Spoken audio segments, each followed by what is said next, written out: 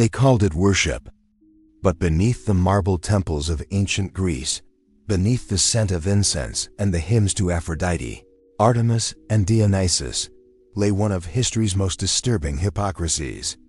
Women were not worshippers. They were offerings. Sold, branded, and violated in the name of divine purity, they served gods who demanded their suffering and men who profited from it. This is not mythology. This is the horrifying truth of how the most celebrated civilization in history built its temples on the broken bodies of its so-called holy women. High above the city of Corinth rose the Corinth, a fortress crowned by the gleaming temple of Aphrodite. Travelers from across the ancient world came here seeking divine love, spiritual cleansing, and the blessing of the goddess of beauty. What they found instead was a system that turned faith into flesh and flesh into profit. According to ancient accounts, this temple was home to hundreds of hierodules, sacred women said to serve Aphrodite through acts of divine intimacy. To outsiders, it was a holy ritual. To those women, it was lifelong enslavement. Most were captives from war, sold as offerings by wealthy patrons or rulers seeking the goddess's favor. Once given to the temple, they ceased to be human beings. They became property of the goddess and, by extension, of her priests. By day, they prepared offerings and maintained the shrine. By night, they received men who came in the name of worship. Each encounter was called a sacred act. The payment, called a votive gift, went not to the women, but to the temple treasury. Ancient historians like Strabo and Herodotus wrote of Corinth's unmatched wealth, much of it flowing from this so-called holy devotion. The city's reputation for luxury and sin became legend. Sailors, merchants, and nobles climbed the mountain to buy divine pleasure, believing Aphrodite herself blessed the union. The priests encouraged the illusion, spreading the belief that to sleep with a temple servant was to commune with the goddess. It was theology turned into commerce. For the women, there was no escape. Few could leave the service once initiated. Many were foreigners who no longer remembered their homeland. Others were born into bondage, daughters of women who had served before them. Even in death, their bodies were buried near the temple, nameless, under simple stones marked only with the word hierodule, servant of the goddess. Behind the silk curtains and marble columns, the cries of women were silenced by the songs of worshippers. Priests called it devotion. Society called it sacred duty. But every coin placed on the altar carried the weight of human despair. And yet, to the outside world, Greece was the cradle of civilization, a land of poets, philosophers, and divine ideals. None spoke of the women who kept the gods' sanctuaries alive with their suffering. The irony was unbearable. A culture that preached virtue and beauty had perfected spiritualized slavery. The temple of Aphrodite was not an anomaly. It was a mirror, one that reflected the truth of a society willing to sanctify abuse if it came dressed in the robes of religion. As night fell over the Corinth, the torches of pilgrims burned like stars. From below, it looked like heaven's light. But for the women above, it was hell, one built not by gods, but by men who claimed to speak for them. In the coastal sanctuary of Broron, east of Athens, the goddess Artemis was worshipped as the protector of maidens, the divine guardian of purity and birth.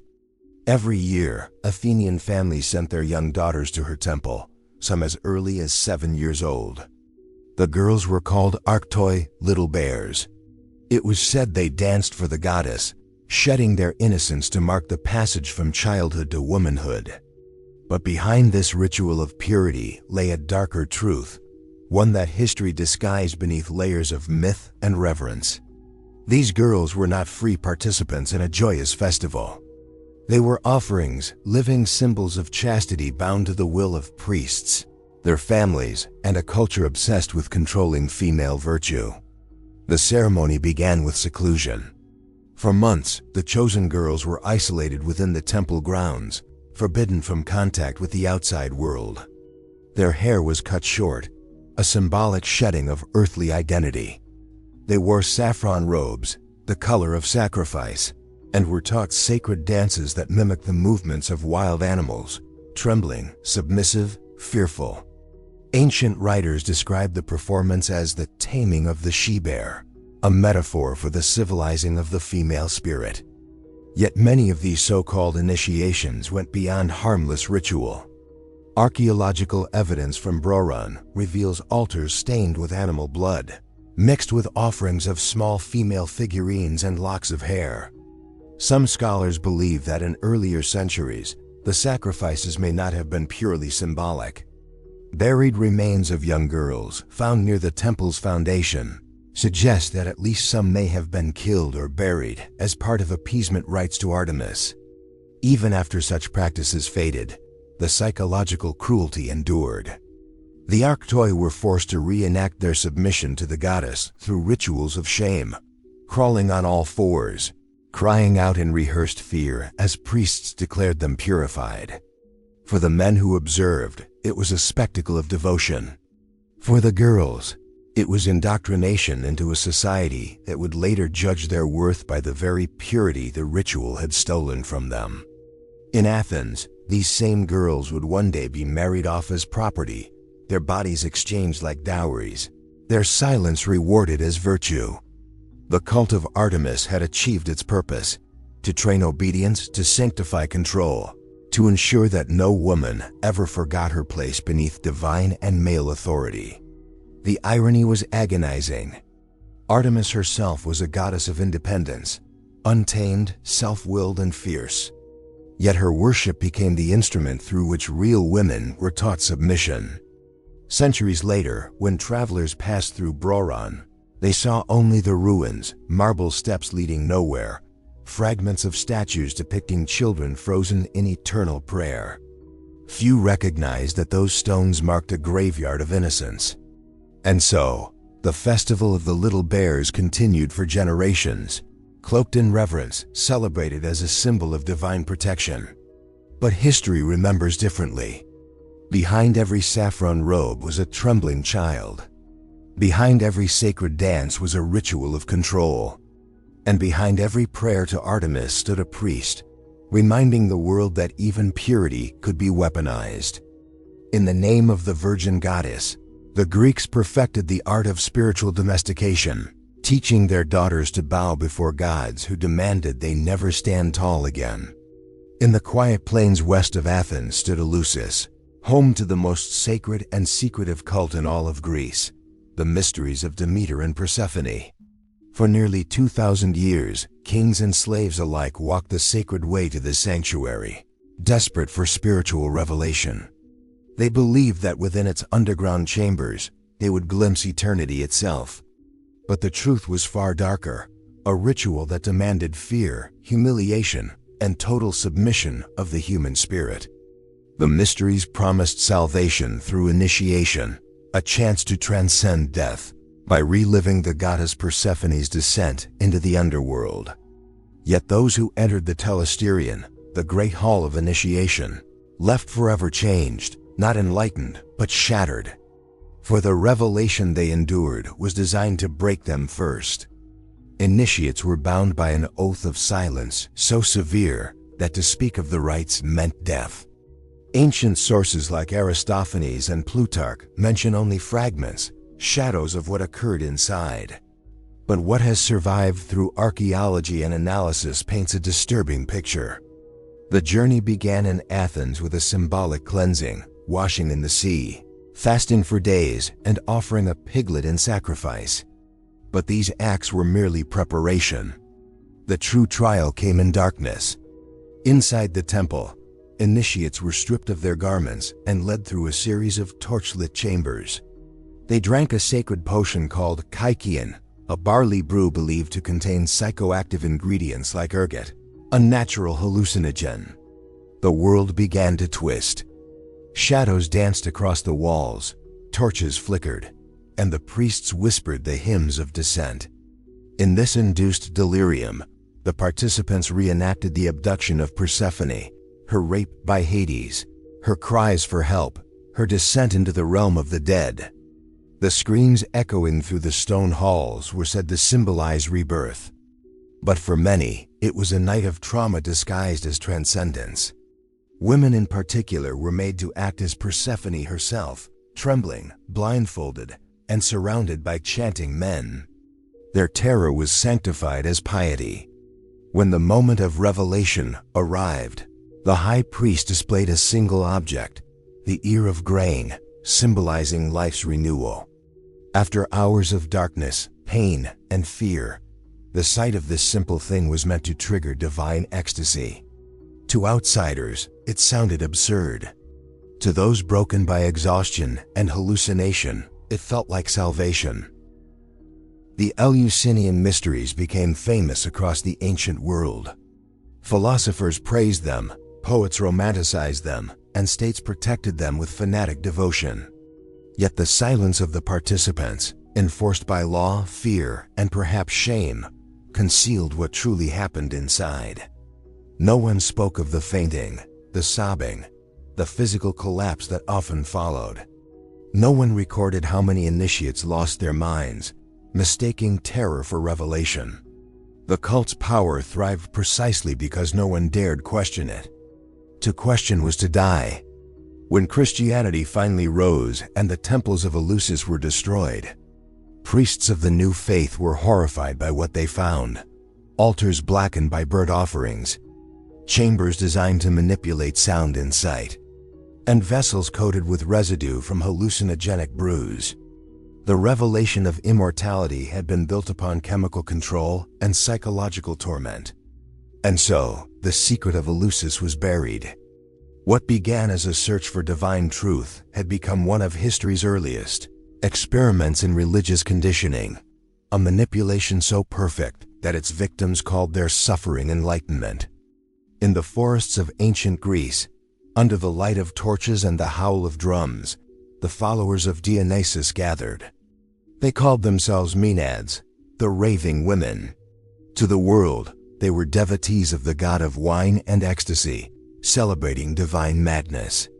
But behind the frenzy, behind the rhythm and intoxication, lay one of the most disturbing rituals in Greek religion, where women were pushed to the edge of sanity, stripped of self, and consumed by violence disguised as liberation. The worship of Dionysus promised freedom, a release from the rigid morality of Greek society. Women, normally confined to homes and silence, were allowed for one night to become wild.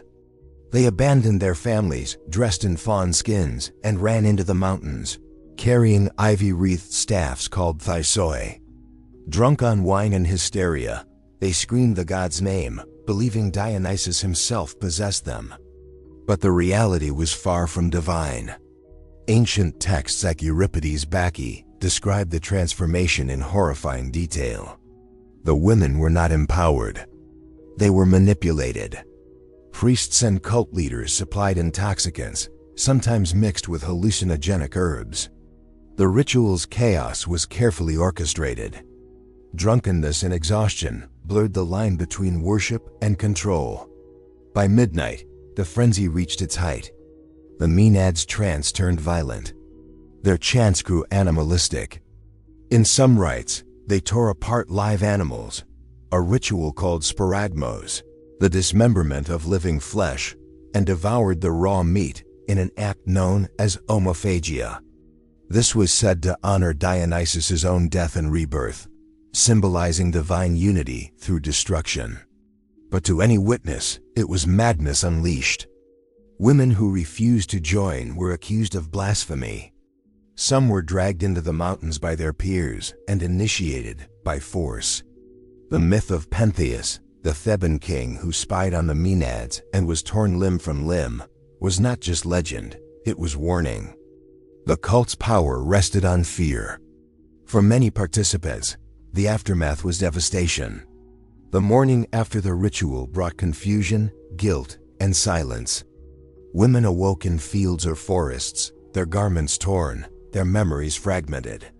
Some never returned home. Ancient accounts speak of missing wives and daughters, lost to the god forever. Others were found dead, their bodies mutilated or left to the elements. The priests called it ecstasy, standing outside oneself. But in truth, it was annihilation of self. What began as rebellion against oppression became a different kind of bondage, one that consumed mind and body in the name of spiritual union. City-states alternated between tolerating and outlawing the cult. In Athens, the rites were driven underground. In Rome, centuries later, they were banned entirely after the Bacchanalian scandal revealed their scale of exploitation and abuse. The authorities feared not the god, but the chaos that his worship created in those who followed him. Yet the myth endured.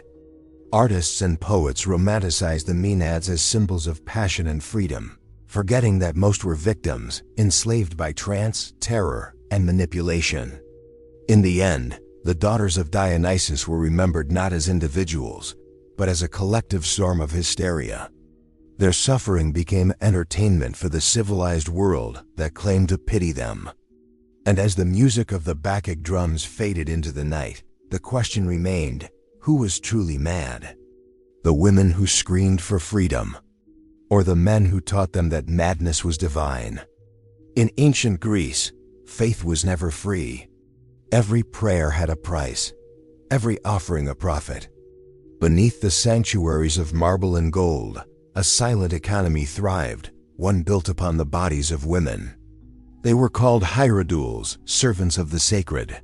But the title was only a mask. In truth, they were enslaved, sold, and branded under the promise of divine service.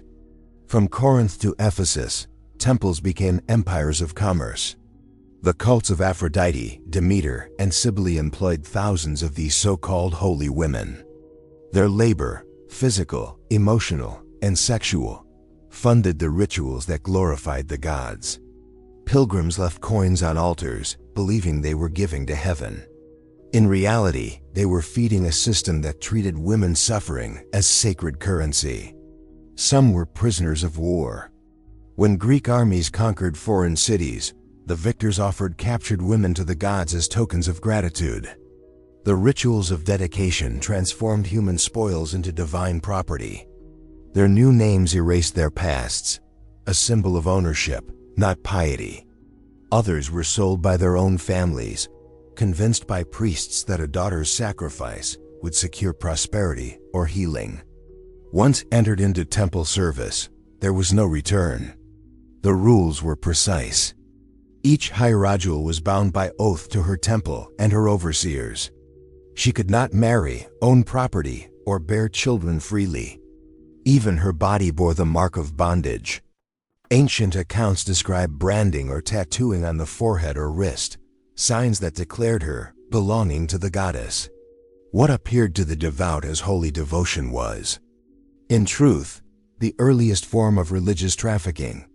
The priests justified it as divine law. They spoke of purity, sacrifice, and cosmic order. Yet every transaction flowed upward, from woman to temple, from temple to city. In Corinth, the wealth of the Aphrodite cult became legendary. Gold vessels, ivory statues, and imported incense filled its halls, paid for by the suffering of women whose names history never recorded. The hypocrisy was staggering. Greek philosophers wrote treatises on freedom and virtue, while turning a blind eye to the enslaved women praying outside their lecture halls. The same men who praised beauty as divine truth saw no sin in buying it, using it, and calling it holy. For the hierodules, daily life was a cycle of ritual labor and silent endurance. Some spent their nights attending male worshippers. Others wove garments, prepared sacrifices, or tended temple fires until their hands bled. They were told that obedience pleased the gods, that suffering was purification. In reality, it was the foundation of a religious economy so vast that cities competed to own more sacred servants. When a hierodule grew too old, ill to serve, she was replaced without ceremony. Some were buried within temple grounds. Others were cast out, their years of devotion erased with a single decree.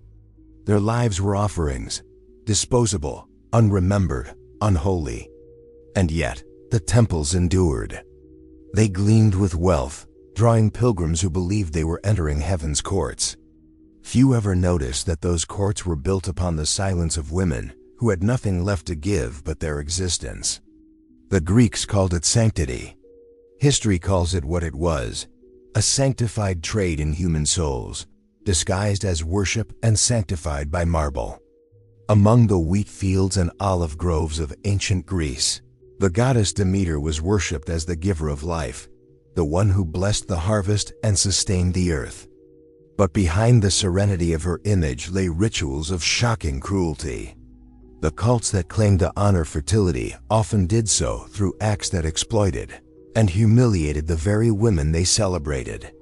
The Thesmophoria, Demeter's great festival of fertility, was one of the most sacred rites in Athens. Only married women could attend, and men were forbidden to witness. To outsiders, it appeared as a symbol of sisterhood and devotion. In truth, it was a ritual of endurance, a 3-day ordeal of fasting, confinement, and symbolic mutilation. On the first day, participants descended into pits known as magora, deep underground chambers believed to connect to the goddess's underworld.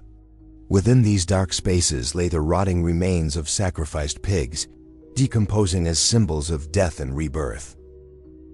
The stench was unbearable, but the women were required to retrieve the decayed flesh, mix it with seeds, and scatter it over the fields as a sacred fertilizer. To touch death was to invoke fertility. But the rites did not end there. The women fasted in silence, abstaining from food, comfort, and sometimes speech itself. The physical pain was meant to mirror Demeter's grief for her daughter Persephone, the goddess abducted and raped by Hades. To experience Demeter's sorrow was to prove devotion. Yet in truth, it was psychological torment disguised as faith. Some accounts suggest that women symbolically bled for the earth, cutting themselves or using menstrual blood as offerings.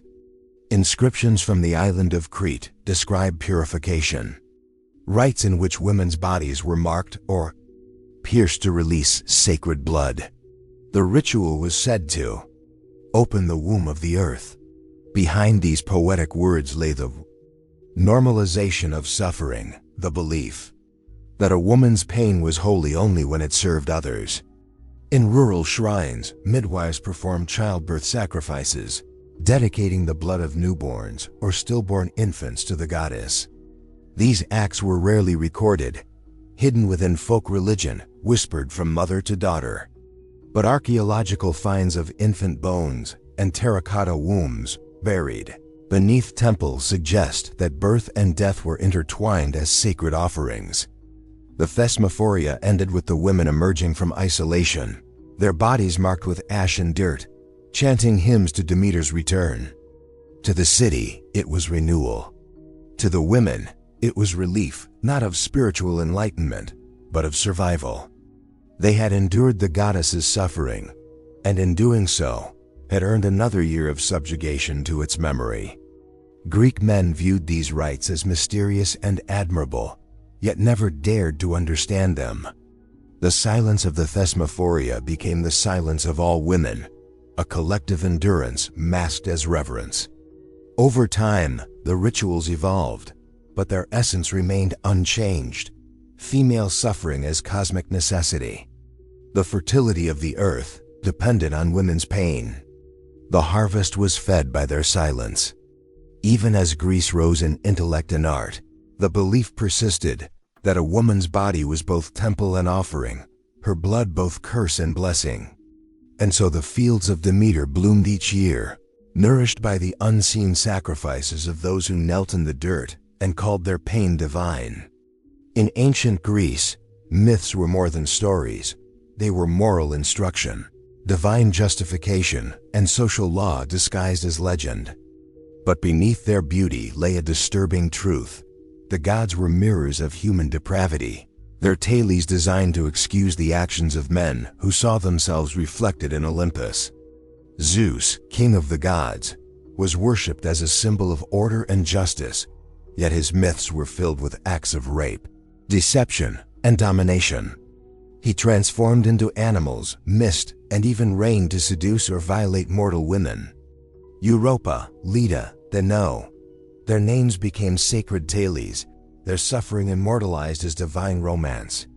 What was, in truth, violation was retold as destiny. These stories spread across temples, amphitheaters, and homes, shaping generations of belief. Boys were taught to admire Zeus's cunning, to see power as permission. Women were taught to endure, for even the goddesses could not escape his will. Hera, queen of Olympus, was portrayed not as a wronged wife, but as jealous and cruel, punishing her husband's victims instead of her husband himself. It was a mythology that turned victims into villains and violence into divine right. Among the most disturbing examples was the myth of Persephone's abduction, retold as a tale of seasonal change. But in truth, it was a story of kidnapping and forced marriage. The underworld's fertility was born from her captivity and silence. Festivals like the Thesmophoria reenacted her suffering each year, ensuring that the horror was never forgotten, but also never questioned. Even the gods' punishments were steeped in humiliation. Medusa, once a priestess of Athena, was raped by Poseidon within the goddess's temple. Instead of punishing the aggressor, Athena cursed Medusa, transforming her into a monster whose face turned men to stone. The tale was retold as a moral warning.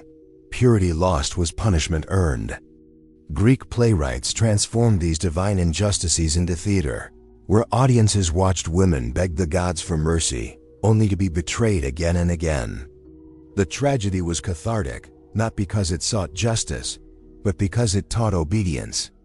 The suffering of women was entertainment, moralized to divine decree. Over time, the gods' cruelty became civilization's foundation. Ritual purity laws, temple oaths, and marriage customs echoed divine behavior. The mythic betrayals of Olympus were reenacted daily in mortal life. Power was sacred, submission was virtue, and pain, especially female pain, was inevitable.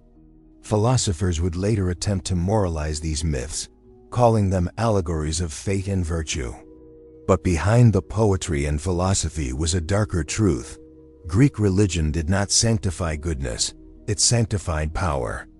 The gods were not ideals to strive for, but weapons used to justify control.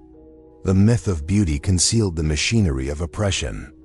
The marble statues and painted vases, admired for their perfection, hid stories of violation carved into their very symbolism. The divine was never benevolent, only adored, feared, and obeyed. And thus, Greek civilization, the cradle of Western thought, carried within it the seeds of sacred cruelty. Every prayer whispered to Olympus echoed with a silent question that no priest dared answer. How can a people worship gods who behave worse than men? For centuries, the ancient city of Corinth was celebrated as a beacon of wealth and pleasure, a city of marble sanctuaries, perfumed courtesans, and the glittering worship of Aphrodite. But beneath its beauty lay a secret buried in the earth. Thousands of bones, twisted, broken, and burned, silent witnesses to the cruelty once sanctified as divine love. The temple of Aphrodite stood on the heights of the Corinth, where legend said the goddess herself had blessed her followers with sacred desire. Ancient writers like Strabo recorded that over 1,000 temple slaves, women and girls, served as holy prostitutes. Their bodies offered to strangers as acts of worship. The men believed that by lying with them, they touched the goddess herself. But the truth was darker. These women were captives, traded, and owned by the temple's priests. Their freedom ended at the altar. When modern archaeologists began excavating Corinth in the late 19th century, they found what ancient historians had hinted at, but never dared describe: mass graves hidden beneath layers of temple earth. The skeletons were mostly female, many showing signs of malnutrition, disease, and violent trauma. Some were found in narrow pits lined with pottery shards and ash, as though hastily buried after ritual use. The bones told stories that inscriptions never would. Fractured wrists and shoulder sockets, marks of restraint. teeth worn down by malnutrition. Tiny bones of infants scattered among adult remains, suggesting that the sacred prostitutes were forced into childbirth and their offspring discarded as impure offerings. These were not symbols of love, they were evidence of systemic exploitation, hidden under the language of holiness. Historians believe that many of these women were brought from distant lands, Thrace, Lydia, or Syria, enslaved through war or trade. Renamed in Greek and branded as Hetairai to Theou, companions of the god. They lived and died unseen. Their suffering turned into ritual, their deaths unrecorded except in the soil that consumed them. As Corinth's fame spread across the Mediterranean, its name became synonymous with decadence. To live like a Corinthian meant to indulge in every vice. Philosophers condemned the city's immorality, yet its temples continued to thrive, their rituals feeding on the same cruelty they pretended to transcend. When Rome later conquered Greece, they found in Corinth a wealth worth plundering and a shame worth burning. The city was razed in 146 BCE, its people slaughtered or enslaved. But even as flames consumed its temples, the ashes concealed what truly defined it, a civilization that turned women's bodies into currency for the divine. Centuries later, as archaeologists brushed away the dust of time, they uncovered not relics of love, but relics of horror, bones of those who had served gods that demanded their lives. The discovery transformed Corinth from legend to warning, that beneath every civilization built on worship and wealth lies a foundation of suffering buried deep. The bones of Corinth do not accuse, they simply endure. Their silence speaks louder than the hymns once sung above them. Each fragment whispers the same truth through the centuries. Even beauty, when sanctified by cruelty, decays into horror. The ruins of Greece still speak, through marble statues, temple fragments, and worn inscriptions. But what they do not say is far more haunting. The voices of the women who bled, served, and perished for gods and empires have been deliberately erased. Their stories ground into dust beneath centuries of worship, scholarship, and denial. Historians once praised Greece as the cradle of civilization, of democracy, philosophy, and beauty. Yet few dared to ask, who was denied a voice in that civilization? The answer lies in fragments, broken pottery etched with half-erased names, tombs without markers, and temple records where women appear only as offerings. Their suffering was not forgotten by accident. It was omitted by design. The scribes of Athens recorded wars, laws, and speeches, but not the cries from the sanctuaries of Aphrodite, Hera, or Demeter. Philosophers debated virtue while dismissing half of humanity as irrational and impure. Even historians like Herodotus and Pausanias, who described sacred rituals with fascination, never questioned the cost borne by the enslaved and the silenced. When later empires, Roman, Byzantine, Christian, rose upon the remnants of Greece, they rebuilt their morality atop the same foundations of silence. Pagan temples were torn down or converted, their altars replaced with new symbols. But the women buried beneath them remained unacknowledged, their names never written in scripture or stone. The sanctuaries that once consumed them were forgotten, but the ideology of their suffering survived, reshaped under new gods and new creeds. Even archaeology, when it first uncovered these truths, hesitated to speak them aloud. The early excavators of Corinth, Delphi, and Eleusis were Victorian men, scholars who labeled the bones of enslaved women as ritual refuse, the evidence of sexual servitude as religious custom. The horror was minimized to preserve the myth of classical purity. And yet, the truth endures, in the bones, in the soil, in the silences between ancient words. These women cannot speak, but history has begun to listen. Modern scholars, examining the remains of ritual pits, have found patterns of starvation, childbirth trauma, and sacrificial injury. The holy women of Greece were not saints of divinity. They were victims of systems that glorified pain as beauty. In the end, Their stories were never meant to survive. Their names were scrubbed from stone, their graves left unmarked, their words never written. What remains is not their testimony, but their absence, a hollow space where truth should have been. The greatest lie of ancient Greece is not its myths or its gods. It is the illusion that its civilization was just. Its temples stand as monuments to brilliance, but beneath their marble floors lie the echoes of a buried humanity, a chorus of erased voices whispering through eternity. And when the wind moves through the columns of Corinth or the ruins of Eleusis, it sounds like a lament, the mourning song of those who once lived, served, and died unseen. Their silence is no longer forgotten. It is their final haunting victory.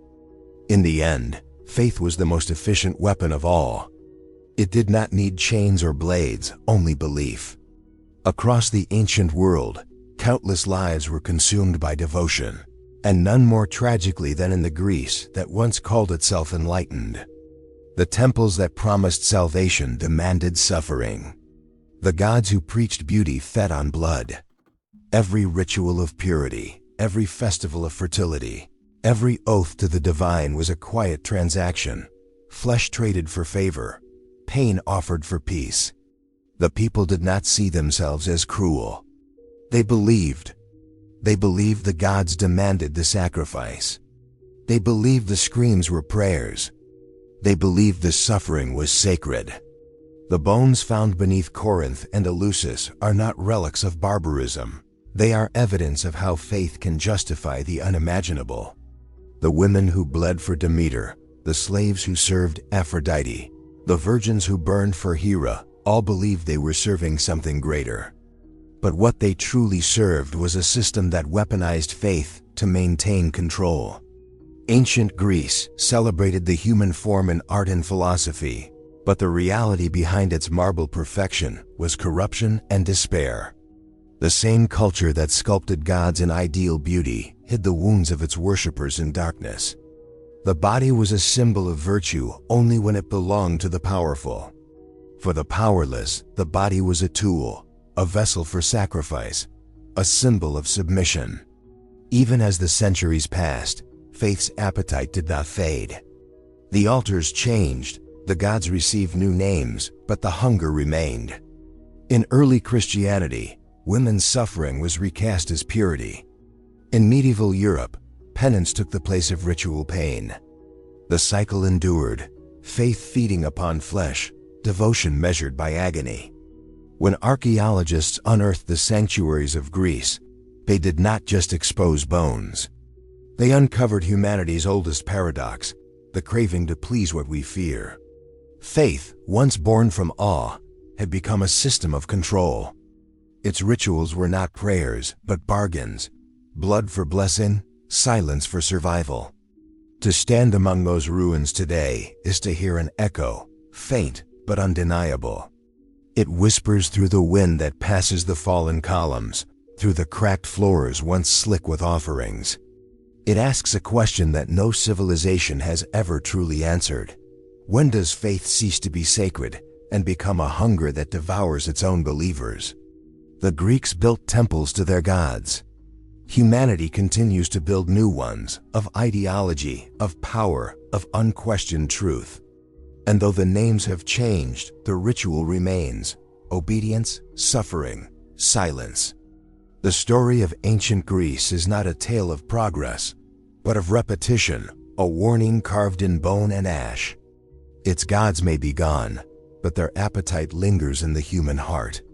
Because even now, across time and ruin, the truth endures. When faith forgets compassion, it no longer feeds the spirit, it devours the flesh.